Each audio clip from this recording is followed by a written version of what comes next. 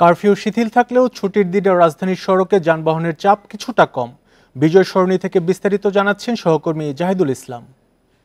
সকাল ৮টা থেকে বিকেল ৫টা পর্যন্ত কিন্তু কারফিউ শিথিল রাখা হয়েছে। সেক্ষেত্রে রাস্তায় গাড়ির সংখ্যা কিছুটা বেড়েছে এবং সাধারণ মানুষ ঘর থেকে বের হতে শুরু করেছেন। আমরা এই মুহূর্তে রয়েছি কারওয়ান বাজার সিগন্যালে। সেখানে আমরা দেখতে পাচ্ছি যে যথেষ্ট পাবলিক পরিবহনও রয়েছে এবং প্রাইভেট কার রয়েছে, রিক্সা রয়েছে, সিএনজি রয়েছে।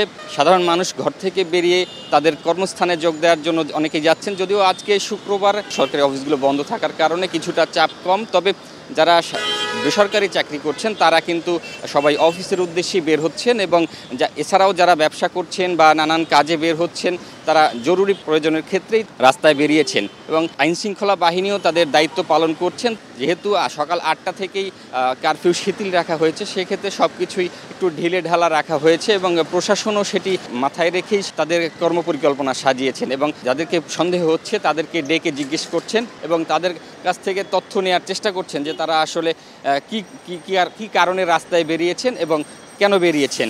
যেহেতু রাস্তার পরিস্থিতি আপাতত স্বাভাবিক রয়েছে, সেক্ষেত্রে আমরা কিছুক্ষণ আগেও দেখেছি যে এই জায়গাগুলোতে মানুষের তেমন একটা পদচারণা ছিল না, তবে এখন কিছুটা মানুষের পদচারণা বেড়েছে এবং কিছু গাড়ির সংখ্যাও অনেকটা বেড়েছে। এই ছিল কারওয়ান বাজার থেকে আমার কাছে সব শেষ।